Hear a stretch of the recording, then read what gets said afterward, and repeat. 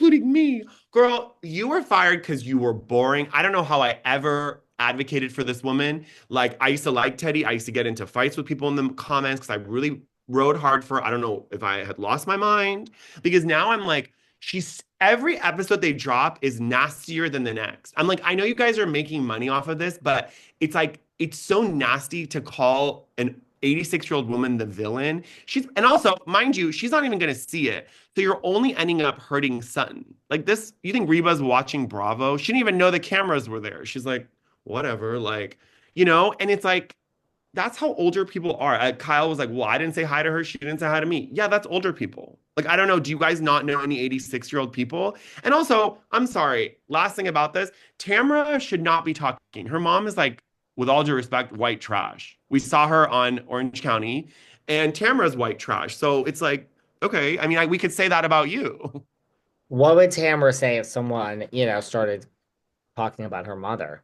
Well, I guess I just did. So sorry, Tamara. I mean, I don't like to talk about mothers, but I'm just saying if you're going to throw the first shot, that's what people are going to say. Because you also brought your mother in who talked about having sex with her boyfriend next door. Like, I mean, people could also say things about your mom. Like, but I think they went to Sutton. They're like, you don't really have a storyline.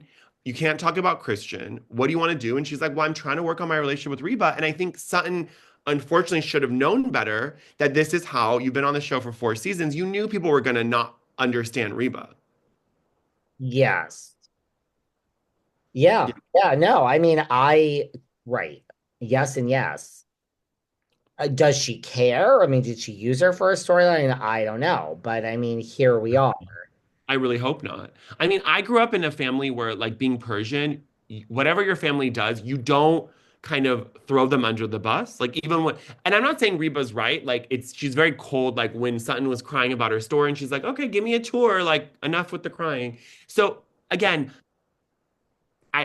because of the Persian culture, I kind of understand that you don't really throw your parents under the bus. Like, even for me, like, whenever I've talked about my family and even like, doing anything around them or even content creation around my family or coming out, I try to be very delicate because it's not nice to use your family for views and, for attention. I just don't think it's right.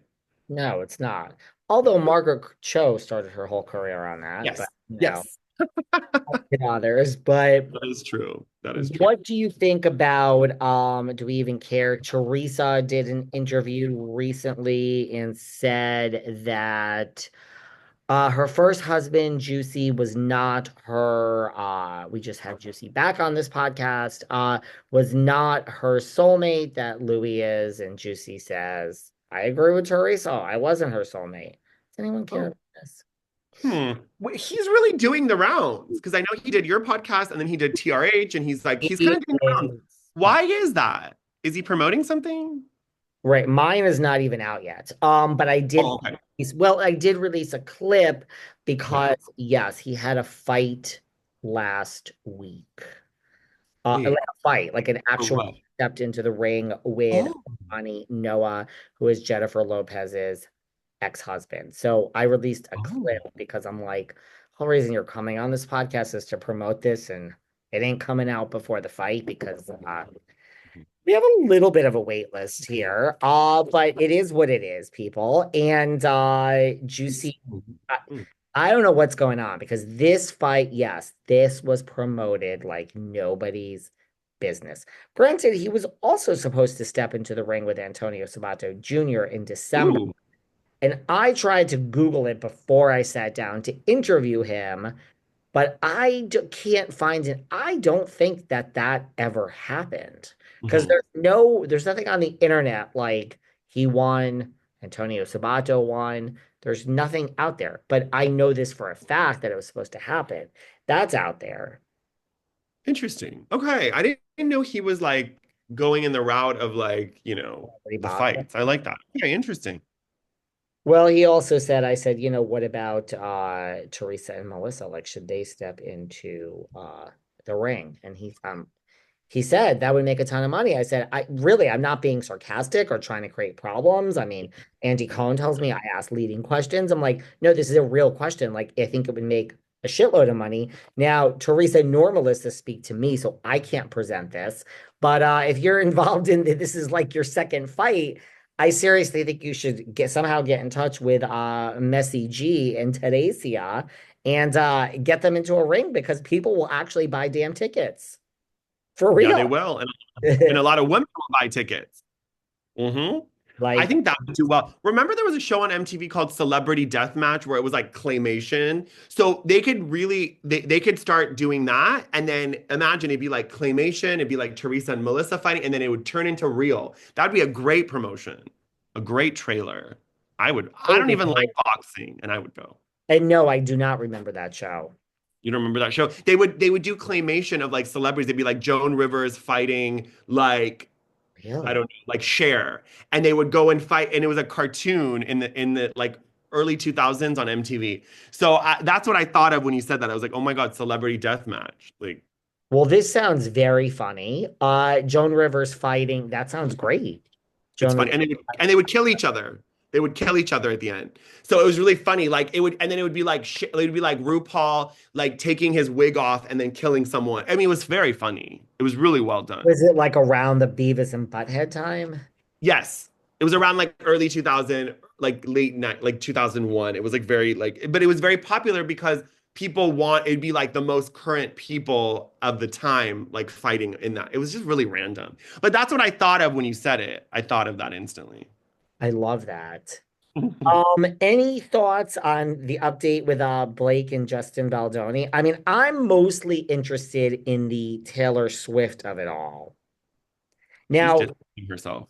Bethany, because of course, Bethany knows everything. I don't know if you know this, but Bethany knows everything. Well, Miss Frankel has come out and said that, well, two things. First of all, last week or the week before, whenever the Grammys were, Bethany would like us to know that no offense to anyone, no offense to Kanye, to Bianca, no offense to anyone, she just does not care at all about the Grammys or current music. Now, I'm not really up on the current music myself, so I'm a little stuck in the past. I can't really disagree with her, although I do like seeing, the fashion. But Bethany would like us to know that, and she would also like us to know that, according to her, Blake versus Justin is the most explosive, craziest, most insane lawsuit in show business history. Hmm. That's I'm just saying, according to Bethany, she can't even believe it. And she thinks, which I kind of agree with, she thinks that Justin Baldoni's attorneys mentioning Taylor Swift which I agree with this, was absolutely brilliant. And apparently when they were just in court last week, the judge said, I'm warning both of you parties not to try this in the court of public opinion and just stop. It's like less is more. Justin Baldoni's Brian Freeman is like, sure, but apparently does not give a shit. Mhm. And that proves that they have such an airtight case because he just was ignoring the judge and is still talking about it. Right. And Bethany, which I agree with,